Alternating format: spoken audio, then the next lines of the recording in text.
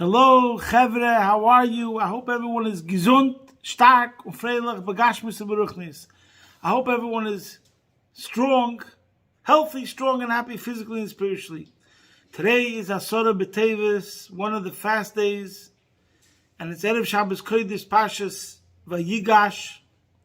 First, I want to make a disclaimer straight away. If I'm not in my full power, like usual, I'm still fasting. In Australia, this is the longest fast day of the year, and it's a very unusual kviyas. We're fasting tonight till after Maidiv of Leil Shabbos Kodesh, so that's somewhere in the neighborhood of 9:30 p.m. So, I made this disclaimer, and I hope it won't affect the shir. Let's start first with a prayer. It's a fast day. It's a day we're meant to take things more seriously. As the Rambam says, Divrei Kivushin. So the prayer we'll say today is the prayer that we say on the day of Slichas. Avinu Malkeinu, Ein Lonu Melech, Ein Lonu Melech, Ela Oto. We turn to Hashem, we say, Hashem, Father, our King, we only have one King, and that is you. I'm sorry I forgot to bring charity. These days, as long as the war is on, our hearts and minds are on Eretz Yisrael and our brothers and sisters, and we have to add. I should have brought tzedakah. I'm having mine and making a resolution that I will give tzedakah. Back to the prayer, we say Avinu Malkeinu, the two descriptive words that we talk to the Eibishter, and we address him. We address him as our Father, Avinu, and we also address him as Malkeinu, our King. And this touches on the two most fundamental aspects of our relationship with Hashem. There's an Avinu aspect of our relationship. He's our Father. And there's Malkeinu. And these are the two most basic themes and concepts in all of Yiddishkeit, as we'll see today. So, before we get to that, let us get to the Parsha and see the connection. What's Parshas Vayigash? Parshas Vayigash is talking about the encounter, finally the explosion, so to speak, the climax to the story that begins with Vayeshev. There's a sibling rivalry between Yosef and his brothers. Miketz is continuing, primarily focused on Yosef. He was put into prison at the end of Vayeshev, then becomes Miketz. He becomes a viceroy. The brothers travel to Egypt. Finally, we get to the climax in Vayigash. But in the words Vayigash itself, it also has one connotation, which is Pegisha, like this is the main encounter. This is where we come to the so-called, in a certain sense, the climax, the closure of all the previous encounters.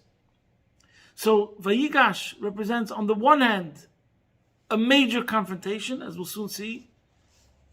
We're about to possibly have a tremendous conflict over here.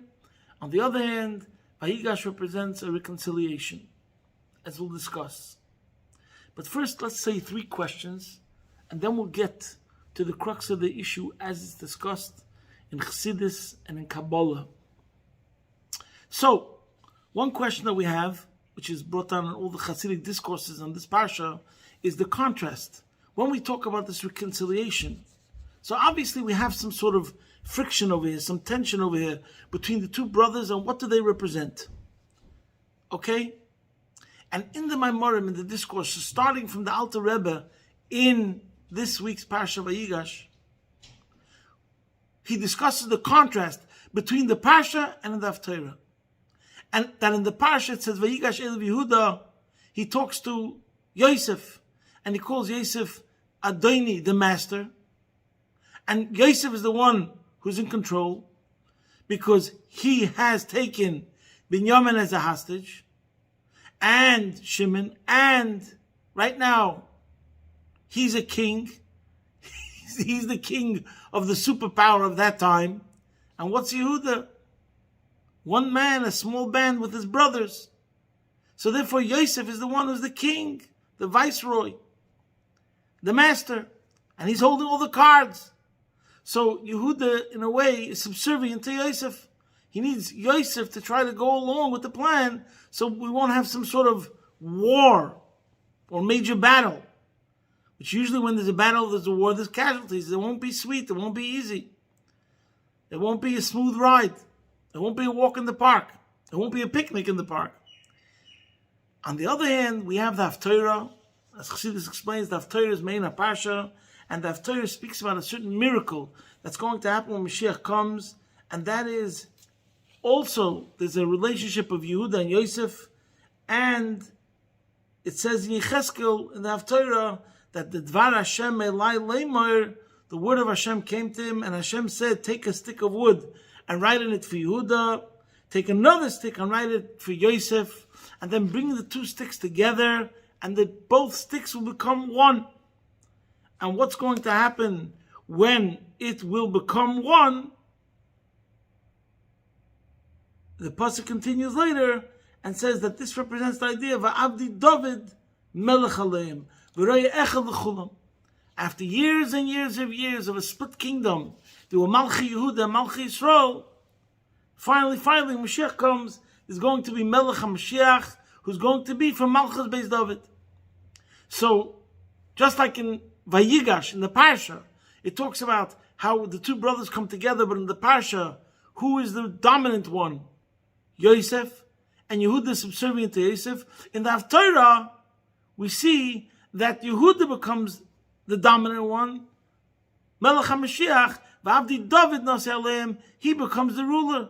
And they become united in the sense that Yosef is seen as the one that's the dominant one. So the famous question that the Alter Rebbe explains in Torah Parshas Vayigash, which that mimer is an unbelievable mimer, short, concentrated. It's like Kol HaTorah Kula.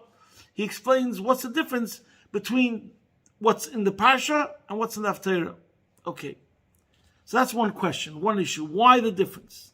Then we have another very interesting question, which is that it says that in this week's Parsha also, that before Yaakov went down to Egypt, he sent Yehuda, Yehuda Shalach Lefonav, Lahiris Lefonav. And Rashi says one of the interpretations was that Yehuda was meant to establish a yeshiva. We have a klotz kasha. Why does Yehuda have to become the Rosh Yeshiva? Why is Yaakov sending Yehuda to establish a yeshiva? He could send Yosef, he doesn't have to send. Yosef's there already. And he's a goyen. He's a Torah scholar on the highest level. As it's also explained that Vatchiruach Yaakov Avim, when he sent the wagons to his father to pick up his father, when Yosef sent those wagons, one of the explanations is that he sent the wagons because the last subject they learned was about the Egla Rufa, which really means a calf. But Beremez, Egla could be connected to Agulos, which is wagons. So it was a sign to Yaakov that he remembered the last year that Yaakov taught Yosef 20 years ago, and he still remembered it and was fresh in his mind. So Yosef was an awesome Talmud Chacham Goyen. He could also open up the yeshiva. Why did he have to send Yehuda to be the Rosh Yeshiva?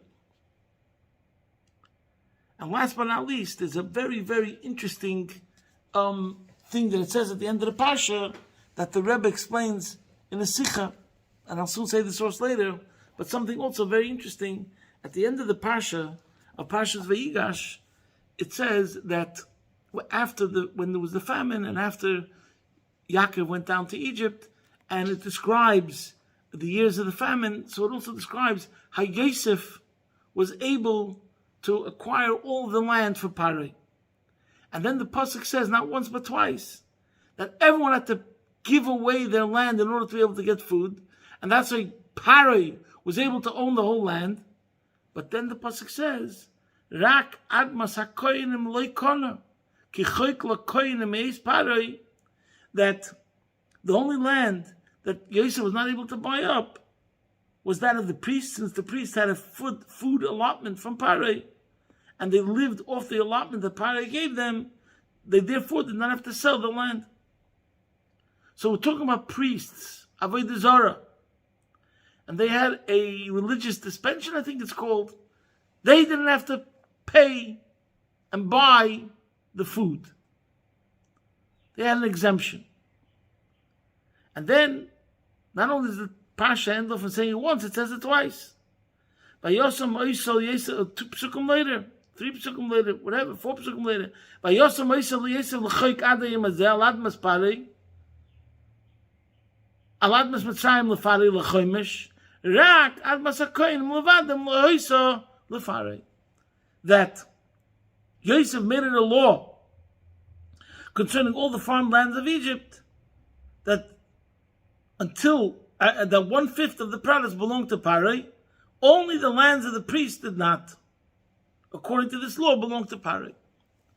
So why is it so important that the Torah emphasizes this point over here? And not only it says it once, it says it twice. The answer to this is a Meidik Chiddush, and the Rebbe speaks about it in Sefer HaSichas, Tafshin Nun, the Sich of Parei, which some of what we're going to talk today comes from there.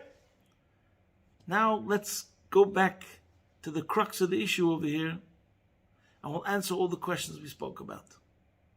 What is the friction between Yosef and Yehuda? They represent the two major themes, as we said, Avinu Malkeinu. So there's two mashpiyim that I had, two major mentors in Chassidus. One was Rabbi Khan, and the other was Rabbi Melech Tzibul. So they each had a favorite theme that ran through so many of the lessons. But Rabbi Khan was all about Yichud and Bittul. And now the whole of Yiddishkeit is Yichud and Bittul. Yichud represents, for example, the relationship of a ben to an av, that when the child, a son of a king, let's say a prince, his purpose is not only to be obedient. His purpose, his point is he should understand what the king is talking about. He should understand the motives behind the edicts. He should understand what's behind the values and the virtues of what the king stands for. The king wants the son to be an extension of the father. The king wants the son to be able to be one day the ruler that will continue with the same vision and the same enlightenment that the father has and clarity. That's a father-child relationship. That's yichud. That means that the son is not only subservient to the father, of course he's also subservient. He would never rebel. But the point is he's united. It's something inside. It's something in reflecting the character traits of the son, that the character traits and the personality reflect the father. But then we have the father, who's not the father, but the king, servant relationship. Where over there, what does he want? He wants the servant to obey. Simple obedience. He doesn't care if the servant understands the why and the motive, what's behind it. And therefore, like I said many times, the difference between a teacher, when the teacher says, do you understand? Or when the king says, do you understand? Usually when the teacher says, do you understand? He wants the student to understand with his mind, with his intellect, and with his heart. But when the king says, do you understand? What the king means is, do you understand the instructions to do what I told you to do? So that's the difference between Avinu is a child-parent relationship, where the whole idea is bra kara davua. The child is an extension of the parent.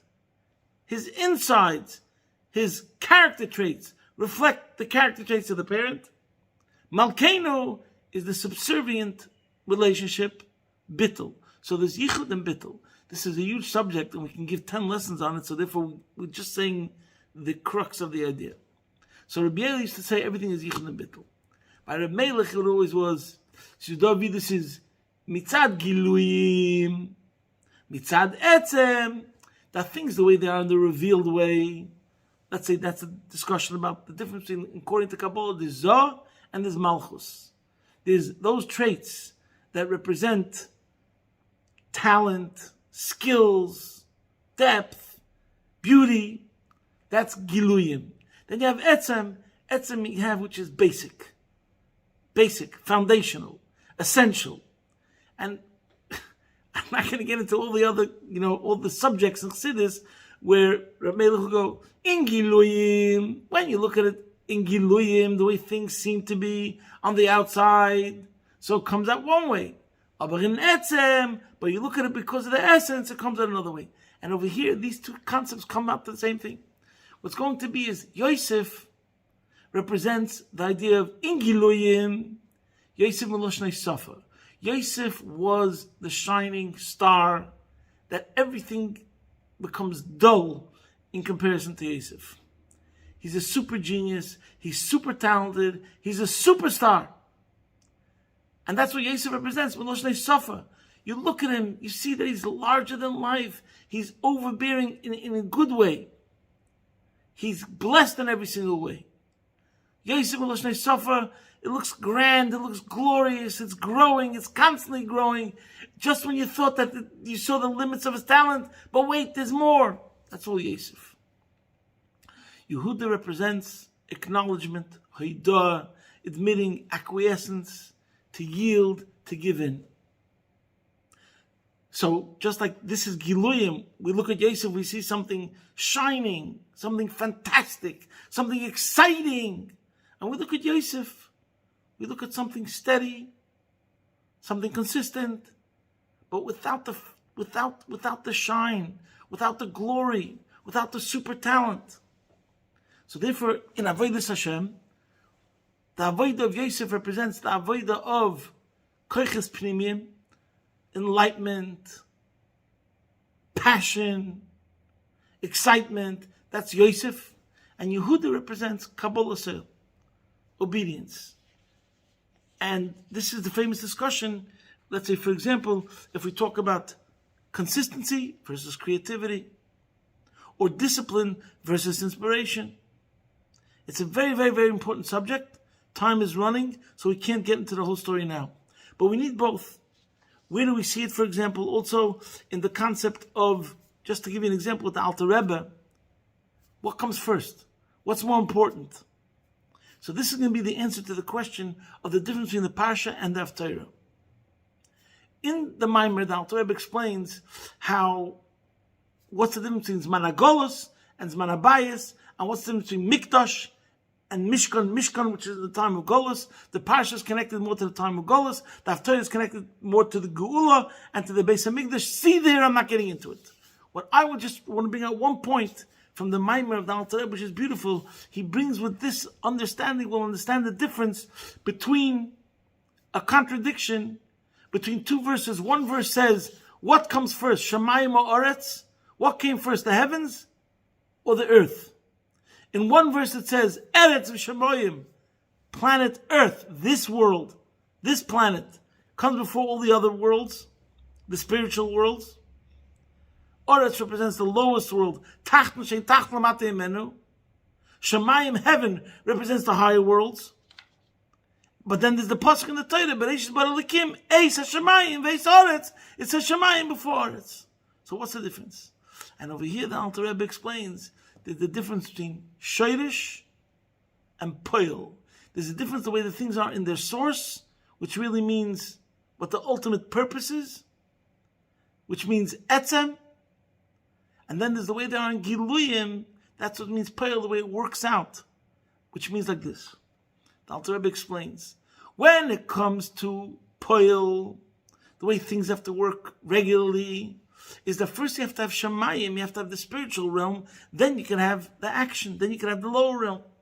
And say there's Talshalis, when we speak about the spiritual worlds, there's Atzilos, Bri, Yitzira, there's a whole order of descent. Since this world is the last stop in the lowest level, therefore it comes last. And what comes first is the plans, the ideas, the motive. Just like everything in life, you have to have a blueprint, and then you can carry it out.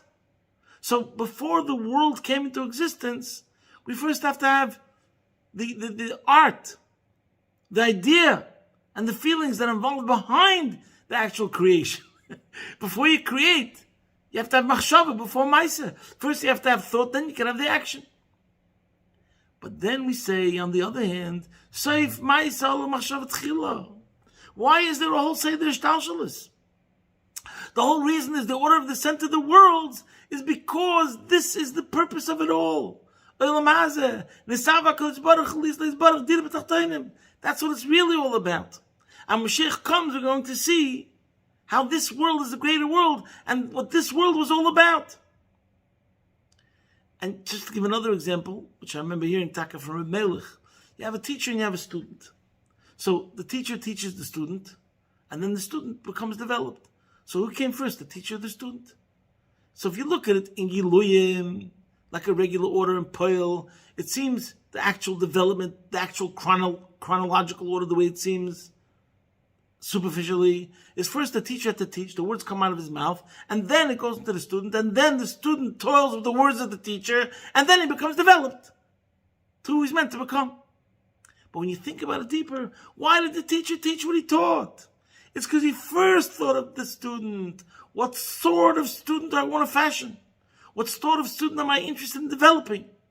After he first thought about the student, the whole purpose was the student, then he was mashpia what he's mashpia. Soif Maisa, with the end of the purpose of what it was all about, that's what starts at the beginning. As the famous saying goes, begin with the end in mind. So when we talk about the begin with the end in mind, as the Alter Rebbe says, in Shayrish, in Etzem, Maisa is higher. Yehuda is higher. Because the whole purpose of everything is to be a regular person that follows orders and does what you're meant to do. So again, if we talk, it's like the same idea between Maisa and Kavana. There's intention, and we say mitzvahs below Kavana, keguf below neshama. On the one hand, we're saying a person whose whole religion seems to be like it's just action, and he doesn't have the inspiration, he doesn't have the passion, so it's like dead, it's like a dead body. On the other hand, we say, the whole tachlis is, hamaisa u'ikir. In the end of the day, you can have all the kavanas in the world, but if you don't do the action, it's nothing worth. But if you do the action without the passion, there's still something. That's the main thing. As the Alter Rebbe discusses this subject at length in chapter 38 of Tanya. So, now this is the difference between the Parsha and the Haftarah. The Parsha is the way it is now in Giluyim, which means until Mashiach comes, Yosef, what shines more, what's more talented, what looks greater is higher and comes first. Yehuda has to be subservient to Yosef, just like the bricklayer, as we'll soon see, has to be nullified to the architect. We'll soon talk about that as another analogy. When Mashiach comes, we're going to reveal how Seif Myself Mashav Tchila, the lowest thing, the highest thing is really what seemed to be lower, but action, Maisa, just like in the world we say, about the worlds, we say that the ultimate purpose was this world. So too when it comes to serving Hashem, the ultimate purpose is simple Kabbalah Sayil obedience to do what the Eibishter wants. Nasa koidem l'nishma. Obedience, nasa, action, comes before nishma, before understanding. Okay, that answers one question. Now let's go back to the Rosh Hashiva. So this is a famous question, and it's answered. There's many answers to this, so I'll just mention one or two quickly because it's gishmak in our service of Hashem. One answer the Rebbe gives in Likutei Sichos Chelik Gimel, that because Yosef was a Mishnah L'Melech, and he was involved, the financial minister, and he was involved, he's running a whole country. So therefore, he's not going to be solely dedicated to learning Limud Torah and to the students. When you want a Rosh Hashiva, the good Rosh Hashiva is the one who knows of nothing else in his life except Torah and the Bachrim and the students. And that's one reason why Yaakov needed Yehuda as a Rosh Hashiva, not Yosef. But then there's another answer, based on what we're talking about now. Another Gishmak answer which is brought down is because Yehuda was the one that said, Ki avdecha orev esanar, as we had in this week's Parsha. We have. Because he put himself in the line. He was ready to go on Mesiras Nefesh, come what be, so that Binyamin should be able to be saved and be brought back to his father. So, Midah connected Midah, he was rewarded, entrusted with this responsibility. Orev, Arevus. You want to have a good Rosh Hashiva? You have to have that Rosh Hashiva who's ready to have Mesiras Nefesh, which, by the way, Yehuda represents the Avodah of Mesiras Nefesh. Again, not talent, not brains, not passion, but simple commitment. That's what Mesiras Nefesh means. And that's what Yehuda represents. Action-oriented, to get the job done. There's no other option. That's the idea of Yehuda. To get it done, no matter what. Yosef represents the brains of the outfit, tell you how it should be done. What's the best way it should be done. Therefore, we need the brains that tells you how to do it. But in the end of the day, who carries it through? Yehuda.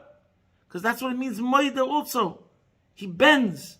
He yields. He'll do whatever has to be done to get it done. He's going to give in and put himself aside, Mesiras Nefesh. So that's the second reason why he has to be the Rosh Hashiva. He's the only one that actually went through this idea of Ki Avdecha Orev Esanar. He put himself on the line of Mesiras Nefesh, and that's what sort of Rosh Hashiva we need. But now we're going to come to a third explanation, which connects with what I said before, the answer to the question about the priests. According to the Rebbe, and this is in that Sikha of Sefer HaSichas Tafshin Nun, you'll see there, even though the pasuk doesn't really imply this so much, it seems to be that Paroi gave this exemption to the priests, but the Rebbe says clearly that mitzad the avodah of Yosef, there's in the Sinas Makam, there's still a room for something of klippus. Since it's not mamish etzem, since it's not mamish built on bittul, total selflessness, we see also talent, so therefore such an avodah could bring to giving room for priests of another religion. In other words, it's a problem. So in Andrevete, bedakas the dakas, in a subtle way, through the Avodah of Yosef, we can come to something which is still connected and gives room for the priests of Egypt. Mashenkin through the Avodah of Yosef, which is just a lakus, Yechid Eliyachtach, pure bittul, no talent, just bittul, from him can't come such a thing. And that's why with Yehud the Shalach of Ladies L'Geishna, it's a level which is not connected to anything of this world. And through that Avodah, through the Avodah of Yehuda, Haidah gives no room for any sort of thing except the Eibishter. And by the way, you can see this also, just to give you an example from my personal life. There was some mashpiyim, let's say Reb Nissen Emenov, or Reb Mendel Futterfass. Their way of teaching as mashpiyim, they pushed Tanya Balpeh. So their shiurim, their lectures, were not always so amazing. But bottom line is, in their students, they inculcated and they trained Tanya Balpeh, learn Tanya Balpeh, learn Tanya Balpeh. They would call over a student and say, did you learn Tanya Ba'art or not? That's one sort of mashpiyah. And many of the mashpiyim in the past were like that. Spiritual guidance councils. But then you had mashpiyim like Rabbi Yoel and Reb Melech. Their point was, don't get me wrong, Chas v'shalom, I don't want to bring out that through their avodah there's room to give room for something that's wrong. That's not what I want to bring out. I just want to bring out the contrast of two sorts of approaches, two ways of teaching. Rabbi Melech Tzibel's way of teaching, Rabbi Yoel's way of teaching, was to show you the beauty and the enormity of Torah's Chassidus. Of course, they were both completely living role models of what it means to be a Hasidic Jew, Moiridik. But at the same time, what they impressed upon a student was more connected to the Torah's Chassidus. Wow, look at what Torah's Chassidus is. The ideology of Chassidus. Reb Melech in his way and Rabbi Yoel in his way. But they didn't really demand from the students talking about the hard work of just Chazer, Tanya, Balpeh. It was a different idea. Every teacher, you have many teachers. From this teacher you learn this, from that teacher you learn that. So I'm saying in this case, we're saying in the story of Vayigash, we're saying the point is to have the Rosh Hashiva like Yehuda, not like Yosef. Sometimes you need the Rosh Hashiva like Yosef, who'll show you the depth and the profundity and the brilliance of Torah like nobody else. Yehuda doesn't have that. Yosef has that. Anyways, just to give you another example of Yichud and Bittul and Etzem and Giluyim, I mentioned an architect and a bricklayer. Who's more important? And I'll give you another example. A soldier, let's say, or a general, or an officer. So, let's say we take the architect and the bricklayer. Obviously, you can't build a building if you don't have a blueprint. And who makes the blueprint? The architect. But without the bricklayer, you ain't going to have a building. So who's more important? Good question. But one thing we see for sure, that there are more bricklayers than architects. So again, if we're talking about talent, there's very few architects. They're special, they're amazing. And the same thing which I mentioned before, the synthesis of consistency and creativity. So creativity, less people have creativity because it's a special gift. But consistency, you'll find more people. Because to be a consistent person, more people could train themselves because it's more basic to be consistent. Now similar over here. So there's more bricklayers than architects. Architects is a special skill. You have to go to university for many, many years to be an architect. So again, in the end of the day, the tachlis is to be the bricklayer, because without the bricklayer you won't have the house, and they're the ones that carry it through. The one who finishes the job is the most important thing, etc. But at the same way, on the same token, it doesn't take away from the architect that without the architect you're also not going to have a proper building. Anyways, another example is you could say a soldier and an officer. That really, the truth is, what's more important, soldiers or officers? Soldiers. Because the theme of a soldier, the essence of a soldier, is that he's ready to lay down his life to do what's meant to be done. And he has self-sacrifice. An officer is because he's specially skilled, he knows more, he trained in a certain area. But the truth is, if we look at it deeper, even the officer never really graduates from being a soldier. And really, the ultimate... So on the one hand, if you're talking about special people, you say, oh, he's not only just a private... Sorry, I meant the private. He's not only a private, he has this skill, that skill, the other skill. But the truth is, in the end, the real essence, the idea of a soldier, is the idea of obedience. And that not only obedience, whatever the mission is, to the extent that he's willing to give up his life. And that's really the greatest virtue of a soldier. Now you're going to say, but that doesn't make you a sergeant, a colonel, a major, or a general. Correct! But that's the most basic thing, and that's the most important thing. But do we need generals? Do we need sergeants? Of course. Etzem ungiluyim. Anyways, so that answers, now we answered all the questions, the difference between the Haftarah and the Parsha, and the difference between why did the Torah emphasize this point that the priests were able to get out of it, because we want to bring out that from the Avodah of Yosef can come such a thing, and that's why only Yehuda was the one that was able to be the Rosh Hashiva. Okay. The connection to Asar B'Tevis is obvious. It's very, very late. And the whole idea of Asar B'Tevis is it's the beginning of what will lead to Tisha B'Av, the destruction of the temple. And Asar B'Tevis means that it's the beginning of the idea of Pirud, the separation, the period of Avos, the separation that brought about ultimately that there should be this idea of the Churban Beis Hamikdash. So on Asar B'Tevis today, we have to talk about reconciliation, Yehuda and Yosef together, and that's the connection between Parshas Vayigash and Asar B'Tevis. And the Rebbe, many sichas, brings out the point that one of the lessons we take from this Parsha, I think it was Tafshin Beis, the Rebbe said, everybody is either more of a Yosef person, more talent, creativity, inspirational. Some people like to be inspired at all times. Some people talk about the virtues of inspiration. Rabbi, inspire me. Inspiration is a great thing. Some people talk about more, not inspiration, discipline, consistency. I don't know if I mentioned it before. That's the difference between Tmidim Kisidran or Musafim Kilchason. Each one is so important. One person is more in the direction. What's his quality? Consistency, reliability. But it might be dry. It might be limited. And the other person is creativity. He's amazing talent. Head and shoulders above the average person. So this is what the Rebbe says is the Avodah of Vayigash. Each one, if you're more of a Yehuda person, more of a obedient Eved, then become more like a Ben. Try to work with your intellect to understand more, to think about things more, to meditate.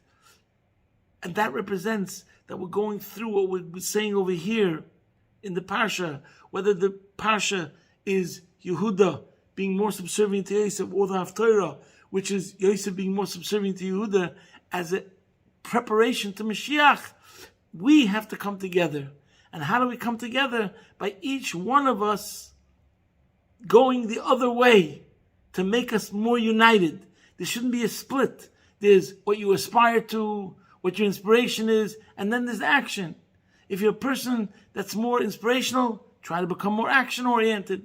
If you're a person that's more action-oriented, try to become more passionate, try to become more exciting, etc. And that means a unification. And the same thing that's going on now in the war. Everyone's saying, Yachtov, Yachad Ninatzeach. That everyone realizes that before the war, there was some sort of separation, protest, whatever. We're not placing blame anywhere. But there was this idea. So as we all know from Chassidus, everything starts from within. Within us, there's also a discord. Whether our level of intellect and emotions is according to the measure of our actions or not. And this is what it means. In us, we have to affect the unification between our Yehuda, our inner Yehuda and the inner Yosef. This will bring about a unification in Klal Yisrael between the Yehuda and the Yosefs, the architects and the bricklayers, the scholars, the Bnei Torah, the Yisachar and the Zvulun, the businessmen, etc., etc., etc. Whatever sense of friction or conflict there exists will become united, and this will also cause in Klal Yisrael general unification, starting from within in every single person, then throughout Klal Yisrael, and then throughout the whole world. There'll be an union of unification. Poda b'shalom nafshi will affect the shalom in ourselves, and this will bring about the shalom in Eretz Yisrael. Begula mitzvah shleima take of miad mamish. Posting from my home, Be'ez Hashem Yisbarach, your man in Melbourne.